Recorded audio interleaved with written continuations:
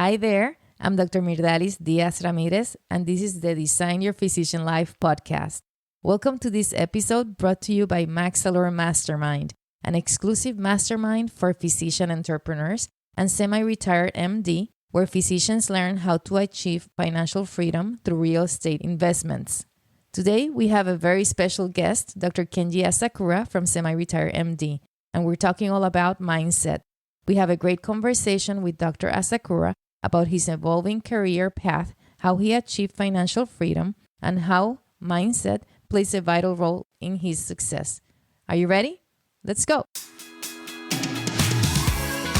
Welcome to the Design Your Physician Life podcast, where you will get excited about being a physician, learn the tools that can help boost your success, and great tips from successful doctors. Join us to unlock the keys to an amazing physician life. And now, here's your host, Dr. Myrdalis Diaz-Ramirez. We are very happy that we have Kenji Asakura today from SemiRetiredMD. Kenji is a practicing physician and real estate professional dedicated to helping other physicians and high-income professionals achieve financial freedom using proven real estate investing strategies for tangible results. Together with his wife, Leticia Alto, they have a very popular Zero to Freedom course to teach physicians how to work towards their financial freedom goals through cash flowing rentals. And they also have a podcast, Rich Doc, Poor Doc. And I think that if not the main thing that they have going on is that they're parents to some beautiful children, including a newborn. So welcome. Thank you for being here, Kenji. Thank you so much. Glad to be here. So we want to inspire future physicians and young physicians, telling them about the things that we didn't know when we were younger, right? I graduated medical school in 96. You graduated in 98. Things have changed some over the last over 20 years. And we want to talk and explore a little bit about that. Most of the things that you're doing these days, I would say, in terms professionally, besides medicine, I would say concentrate in real estate, obviously, your podcasting, and the third part, which is a big part of it, which is building community. And then the mindset that comes around developing all these ventures and the idea of helping other physicians. So tell me a little bit about first your medical school, how you became, so that we'll eventually get to what you're doing these days. So what inspired you in the first place to be a doctor? What happened? Well, for me, medicine was a natural path because my father was a physician. And so that was kind of a default path for me. Of course, I really loved the mission of helping patients. I actually, in college, actually worked with a lot of kids with sickle cell disease and also did research in sickle cell. So I had a real passion for, patient care, helping that patient population. So it was kind of a natural thing for me. It was something I was surrounded with all my life. And so, yeah, that's kind of how I got into it. So then you went to medical school. So college, you already prepare all college. Okay, I'm going to medical school. You applied to medical school. You did that.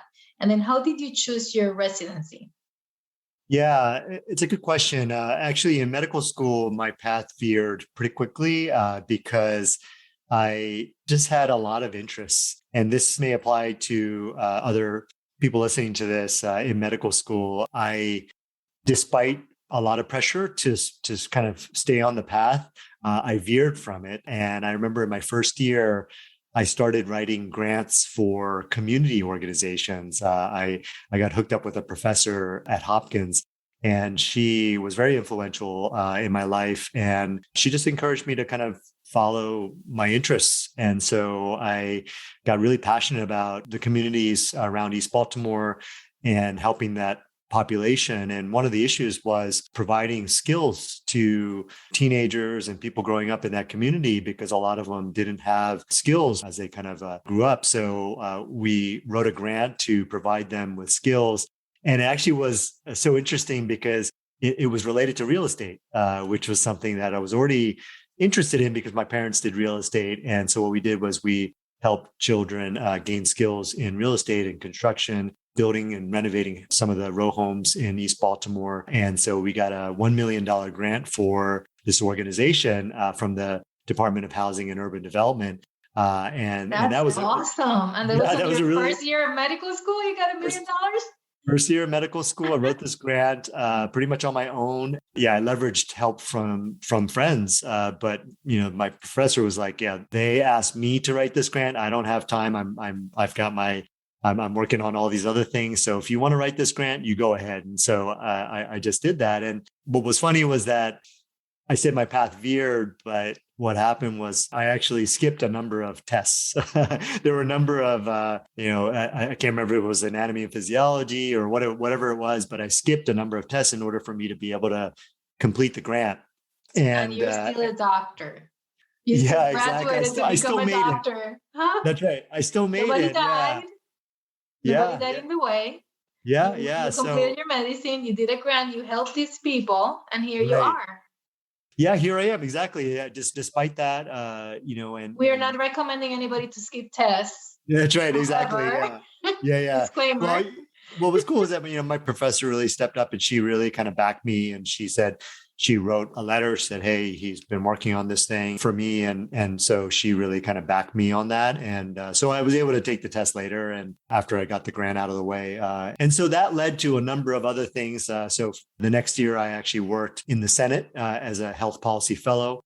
And so I was writing legislation. HIPAA was something that I was actually involved in 1996. HIPAA legislation came out. And so everybody knows about, patient privacy. So that was legislation that I participated in, very peripherally, but I was involved in that as well. Can we blame you or can we thank you? Yeah, exactly. That's a good question. Yeah. Right. Yeah, sure. Blame me. That's fine. But again, that was another path that I kind of chose. And so I spent a whole summer doing that. And then I started working on a startup.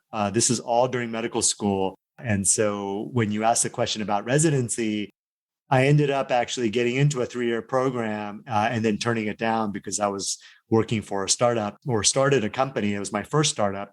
And then I ended up working on that startup instead of going to residency. So that was kind of my path. I eventually, again, made it back to medicine, but it was like this very back and forth career of medicine. Then I would go into business, medicine, and then business. It was kind of back and forth. So after that first startup, I did eventually go into an internship with no plans of continuing medicine at that point. So I just did a transitional year for the sole purpose of being able to get a medical license in a state. So I wasn't going to be board certified, but most states required at least 1 year residency in order to get medical license. And so I did that 1 year. And that was actually at the recommendation or urging of my professor at Hopkins. And she said, at least do a year, complete your training. But after you do that, go into business and do whatever you want. Right. And so I did that year. And then I actually ended up working for a management consulting company for 5 years, consulting for pharmaceutical companies, as well as large hospital systems and insurance companies as well. So when did you finish your residency? Yeah. So that's a whole nother story. So then when I was working for McKinsey, the consulting company, we were helping large hospital systems improve their operations. But what was so interesting was that the solutions that we were coming up with, we were actually bypassing the doctor. So we were creating all these solutions and not including the physician, because the thought was it's so hard to change the physician's behavior and get them on board. But what I realized is that you can't make major operational changes without involving the physician.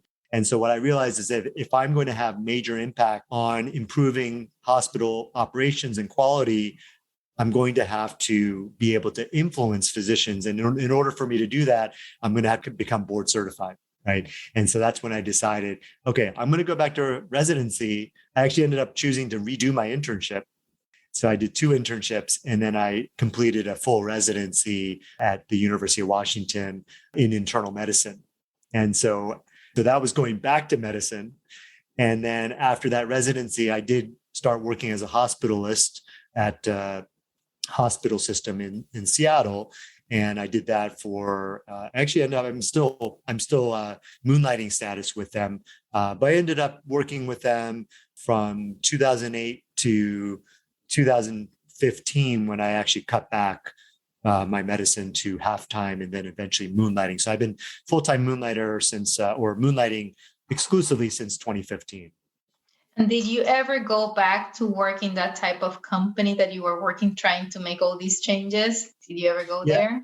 Yeah. So a year into my job as a hospitalist, my hospital's medical director came to me and said, "Hey, we've got an issue with documentation, and as you know, documentation is the lifeblood of revenue for a hospital. If you actually think about what's the hospital's main product, the hospital's main product is actually documentation. It's not patient care. The hospital gets paid based on the documentation, and so I focused on that and created a company around that. Actually, created two companies." And I had two startups back to back and did that for about 5 years and sold both of those companies. I actually worked simultaneously as a hospitalist and worked at both of those companies and did that for a total of maybe 6.5 years. I worked on two companies and sold both of them.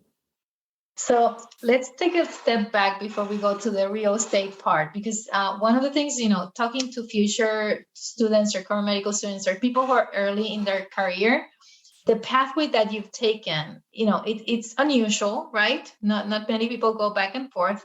But tell me a little bit, just to inspire people, because sometimes you can say no to things, you can choose, you can step back, you can look back. So you don't have to go and say, okay, I'm going to be a doctor. This is, it's not like a chain, chain and ball to your leg. Like you can step back and do other things and come back and re-explore and know yourself and try to do other things. And then if medicine is what's for you, it's for you, you're going to be able to get it and do it. But then in terms of the mindset, having all this other preparation, it kind of prepares you I think that focus that you have when you're going to medicine, like just little single focus there, laser focus, it's important, but it's also important to see other things and live your life and understand that medicine is going to be part of your life, but it's not all about getting all A's in that test and all that stuff. It's also about living, and you've been able to do that. And I believe that because you've been able to do that, then you have a way of relaxing too and looking at medicine not as this thing that you have to overcome. It's very difficult for all of us to go through medicine, but by having this other vision of the world that you were able to have, like you have some peace at the same time, I believe, for you to be going through that residency to, hey, yeah, I'm going through residency, but I have all these other things that we can do, What do you think? Yeah, I agree with you 100%, right? It's, if you feel like medicine is a ball and chain and that's all you do, then yeah, it can start to feel very claustrophobic. It can start to feel like you have no other choice, right? And I think and that's the key word for me. It's like choice, right? You always have a choice. And what I always realized was that I always had a choice. And I am just naturally the type of person who has a vision of kind of where I want to go. And I'm not afraid to make the choice to veer right on my path. And what's cool is that if you kind of look at my career, I still ended up becoming a doctor. I still ended up actually did years of patient care, and I continue to moonlight. Haven't moonlighted much since COVID. We also have a newborn, so I haven't moonlighted much recently. But still, like I'm very much, I'm board certified.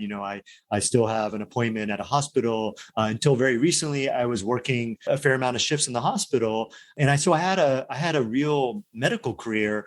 But as you heard, my career has veered off that traditional path so many times, and it's because I exercised my power to choose, right? I didn't let myself feel like I had no choice. And I think that that's really, really important. And I think, if and I don't want to go to a really dark place, but even in my group, we had 2 suicides, and I know that depression and suicidal ideation and actual suicides are a major thing, and so I think part of that does come from the feeling that you don't have a choice, right? This is the only thing that's out there, right? And you're miserable. You don't feel like you can make a change, and And so that kind of gets into some of the financial freedom aspects, which I'm sure we'll talk about, which a lot of people feel that burnout because they don't feel like they have a choice, right? And I think if you can liberate yourself, if you can free yourself mentally,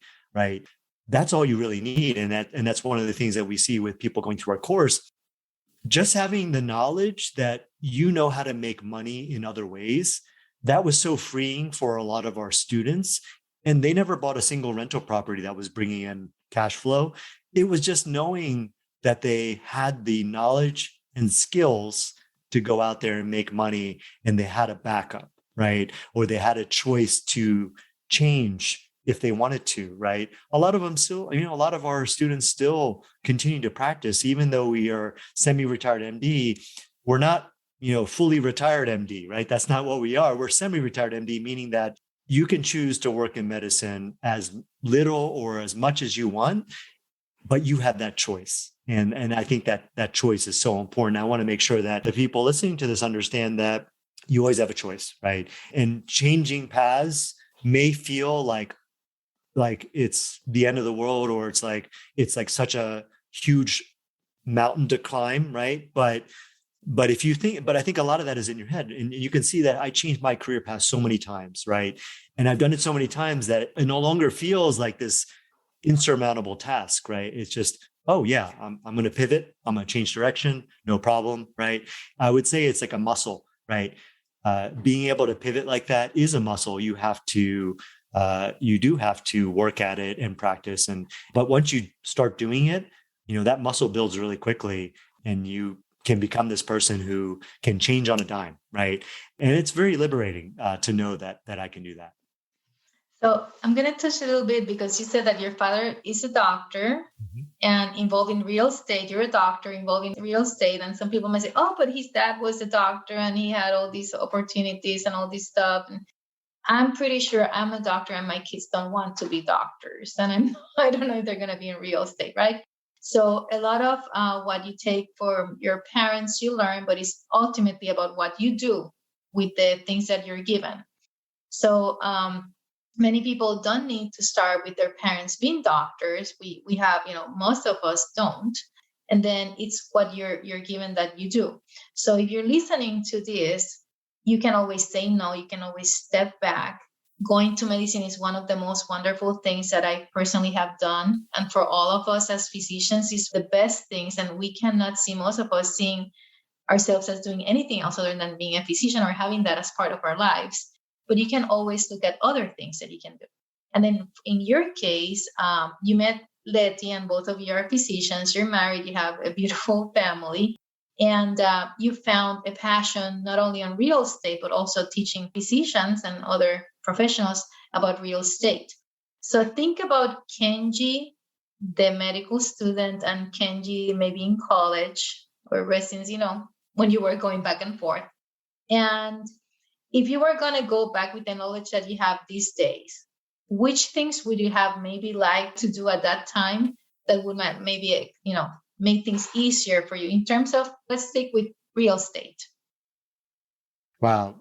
Yeah, that's a great question. And actually, for me, the answer is really easy, because I would say that I wish if I could kind of go talk to myself like early on, I would say you got to work on your mindset. And I think mindset is everything. Even in real estate, we always talk about, mindset is 80% of your success, and 20% is strategy. And so even in our course, we teach the strategy, right? But the bigger impact in your life and the thing that's going to define success for you in real estate is your psychology, your mindset, right? And for me, like our greatest joy is not when we see somebody go out and buy 20 units and they get 50,000 in cash flow. That's not at all like the greatest joy. The greatest joy is when somebody goes, I didn't think I could, but after your course, I believe I can, or I went out and did it, right? That to us is like, I didn't think it was possible for me, but I went out and did it, right? That is the greatest joy, right? Because once you kind of get over that hump, then you can keep replicating that over and over again. And you can build your real estate portfolio. It's just getting over that initial hump of getting the confidence that you can do it. Just even believing you can do it, number one, getting the confidence that you can do it and getting the confidence that you can replicate it, right? So that for us is everything, mindset. And so, and amazingly for me, I didn't actually start doing that mindset work until 2019 was the first year that I started doing mindset work. It is mind-boggling to me that I got through the first, however many years of my life, 40 some years of my life without that mindset work. Even though your father was a doctor and even though your father was in real estate, that wasn't transferred to you, right? No, not at all. I mean, and that's the thing is that my dad could have spent all that time. And I think I definitely got strategy, right? But that strategy only takes you so far. And actually the problem was that I started investing in 2001, right? So 20 years ago, but for the first 15 years, I had the wrong strategy, right? And I didn't have the psychology or the mindset either, right? And it's only in the last, now 6 years, since 2015, when Leti and I, my wife and I, got together, we got the right strategy. That's number one. But that only got us so far, right? So from 2015 to 2018, we grew our portfolio, but it only got us so far. And then we got stuck. And that was when in 2019, we got the psychology or the mindset part. And then our portfolio took off, right? So most of the growth in our portfolio is in the last couple of years, actually.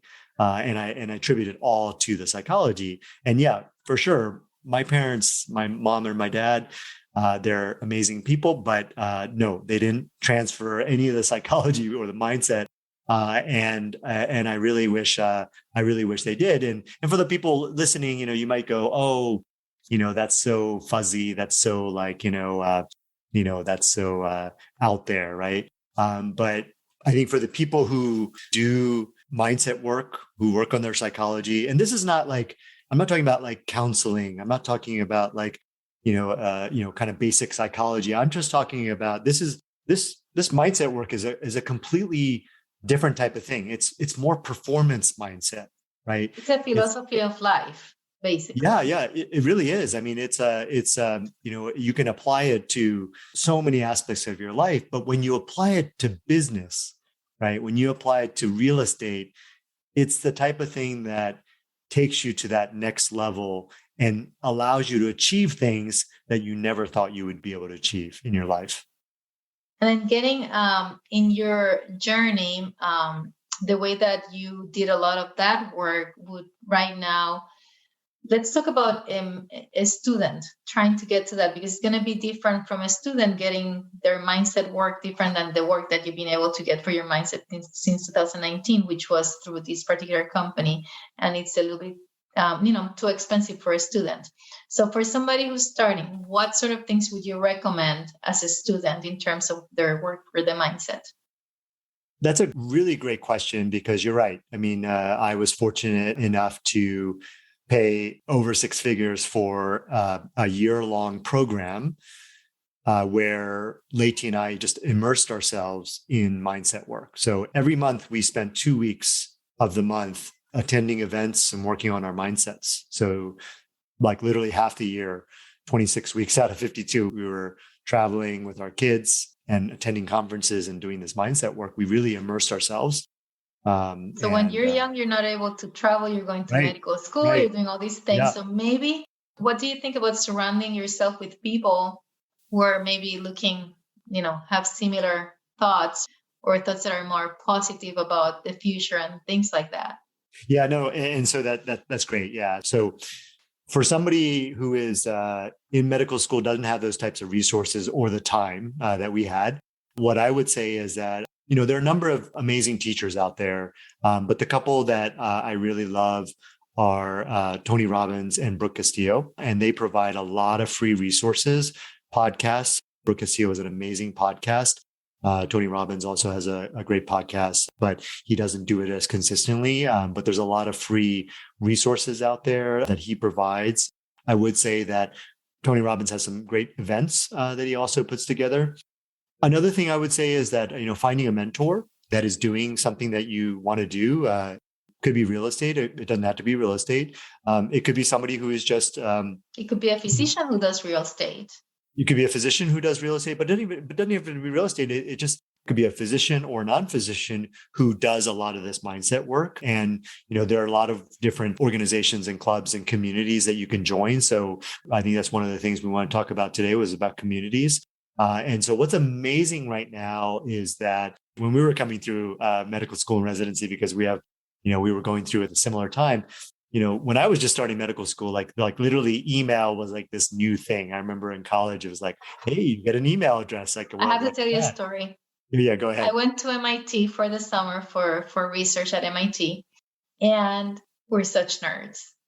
The email had just been created. So we would go to the computer lab and we would sit each one on a computer and send us an email. It's like, did you get it? Did you get it? Yeah, I got it. So we saw the beginnings of the email. And it was that summer that I spent at MIT that email was really like coming through the labs. Like, oh my goodness, it was such a great thing. And now like you get this cell phone and everything's there. It's so crazy. Different. Yeah. These communities now, it's just amazing. Like, and there's so many amazing physician communities.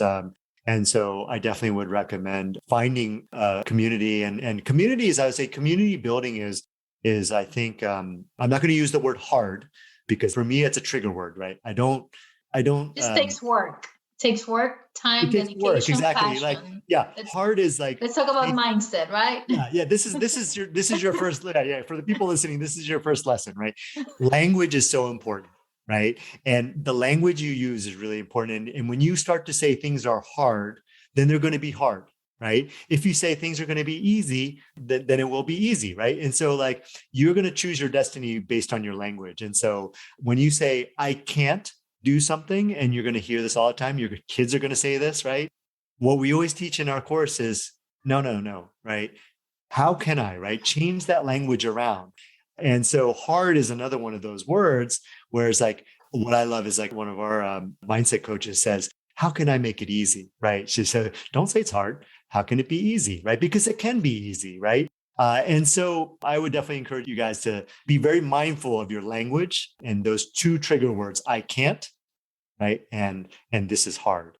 So anyway, what I was going to say was, building a good community, because, we build communities as part of our real estate course, building a really good community. And what that means is supportive, right? Constructive, solution focused, right? Because a lot of people focus on the problem, right? And wallow in the problem. Well, you're not going to make any progress if you just wallow in the problem, right? So we like to be solution focused, right? Supportive, right? Positive, right? And so, and mindful of the language that we use, right? So when somebody says, I can't in our communities, I always ask that question, how can I, right? If somebody says it's hard, I remind them, if you say it's going to be hard, it's going to be hard, right? And so I remind them about the language. And so, and we incorporate this. But medical school is going to be hard, for example, we know that. But the thing is that how can we make it so that we can survive it, right? Because there's tons of doctors. So we know it's going to be difficult, but it's how can I make it so that I can do that?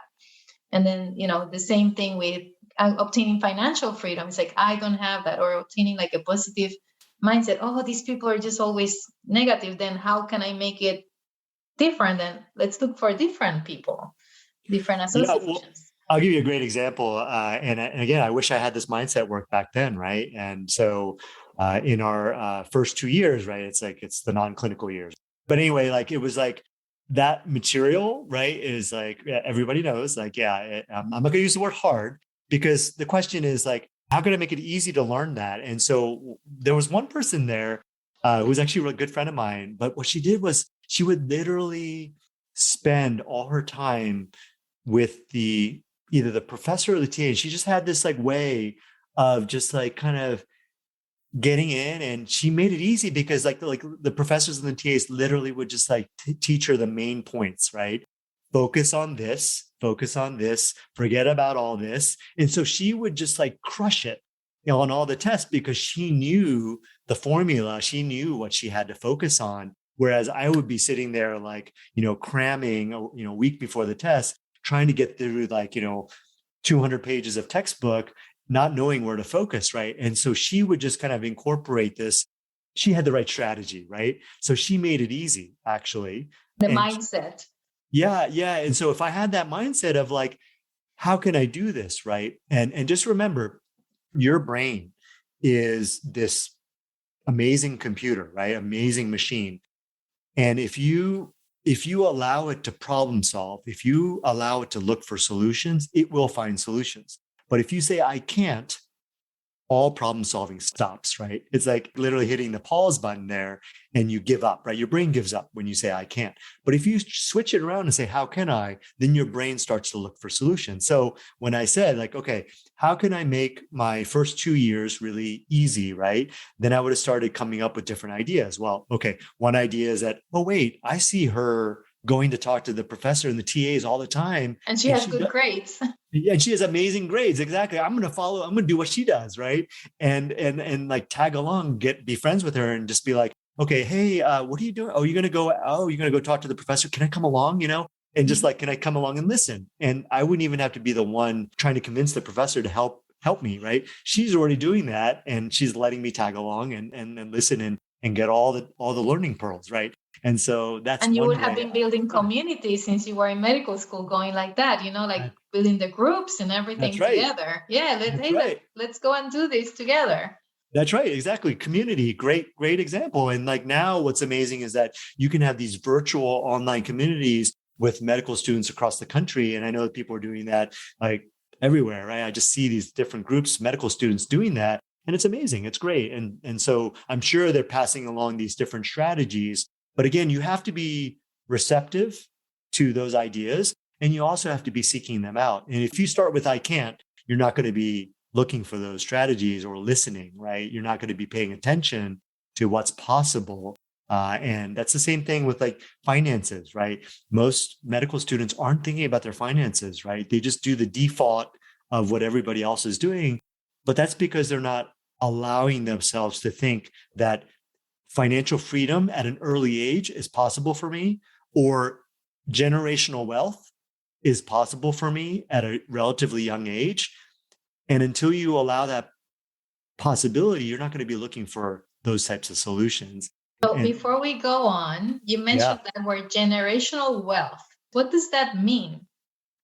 Well, it just means massive wealth that you can pass on and that will survive multiple generations. Because what tends to happen, and I think everybody knows these types of stories, right, is that when you pass along massive wealth to the next generation, it's likely that money's going to disappear, right? But I'm going to have a massive loan. How can you talk to me about massive wealth when I'm going to have a massive loan, right?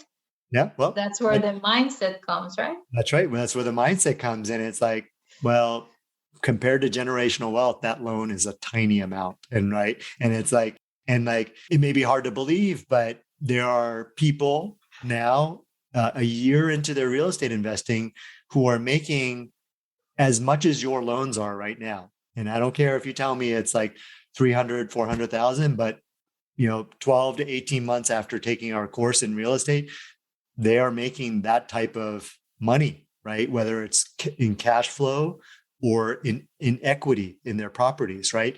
And so it may sound like impossible, right? But you first have to believe that it's possible, and then your brain will start looking for those types of solutions or people who are doing it.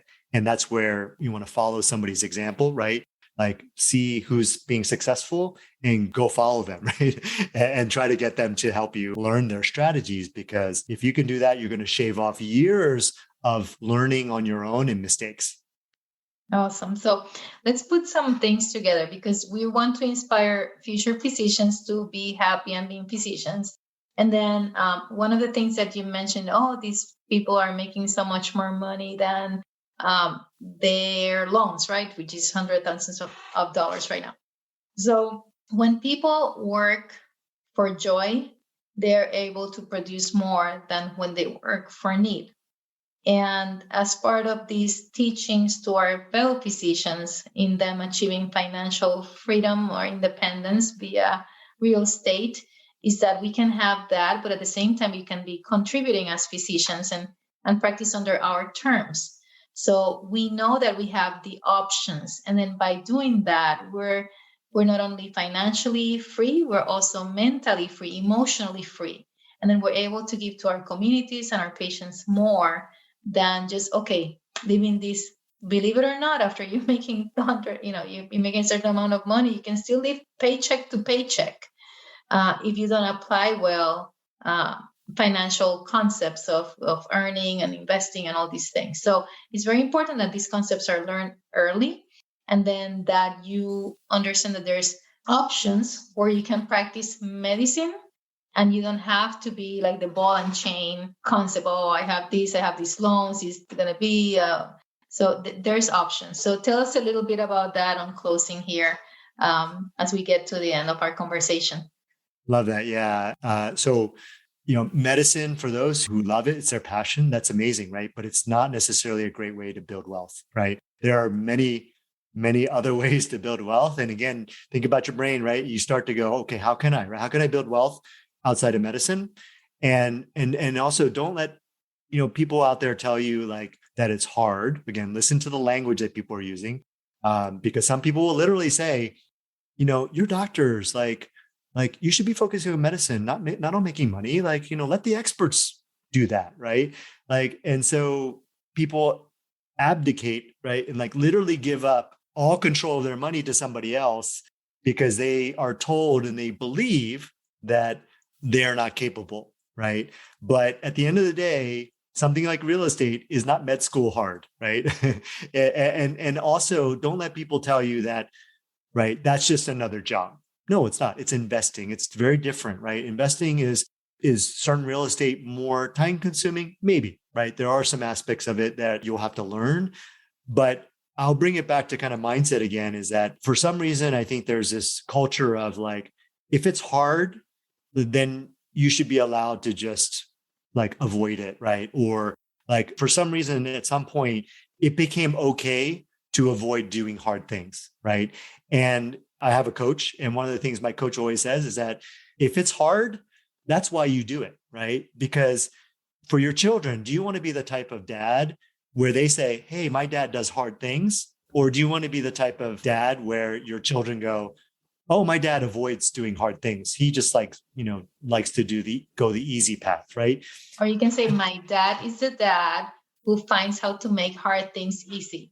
Yeah, there you go. Exactly. Right. That's right. But the key is he doesn't avoid doing hard things. Right. And so I think one of the things that I want to kind of emphasize, right, is that fear is a natural response, right? Doing something new is scary, right? Because it's new. You've never done it before. Think about in med school, right? Anatomy and physiology. Oh, scary, right? Your first central line. Ooh, scary, right? Your first surgery, right? If you're a surgeon, scary, right? But is it okay for you to kind of at that point go, oh, no, I'm scared. And it looks really hard. So I'm going to go the other way, right? So same thing with real estate. No, I mean, like real estate or finances or whatever it is, right? Stock options or not options, but options trading or things to me that actually seem hard, like options. I don't know anything about options trading, right? I know a lot about real estate, right? But just like when you did your first line or your first surgery, yes, of course, it was scary at first, but you pushed through. And now I'm sure for many of you, an appendectomy after doing 150 of them is pretty easy, right? And so again, don't let people tell you that because it's hard, you shouldn't do it, and pay attention to that language. So I think what I would say is that going back to what we were talking about is that, medicine, if you are passionate about it, do it because you love it. Make money other ways, because that's not the best way to make money. And wouldn't it be great to decouple what you love to do from money, right? And if you had money from other sources, then you can practice the way you want to. We have one, like we call them all students, but one student in our course who these students are physicians, by the way. Yeah, these students are all physicians. They're all physicians, graduated and all that stuff. They just go through their course. Yeah, exactly. So we call them our students. We love them. So one is a radiation oncologist, and he said he's making money from real estate, and in fact, in 18 months after starting our course, he is on his way to replacing his radiation oncology income 18 months after taking our course, right? And what he wants to do is he wants to practice for free. And he wants that to be his gift to humanity, right? He wants to be able to practice without having to charge patients for it, right? And so that's his passion. And that's amazing, right? So he's making money other ways. And, did he have to learn a lot of new skills and have to build new relationships with people to get there? Yeah, 100%. He had a steep learning curve, right?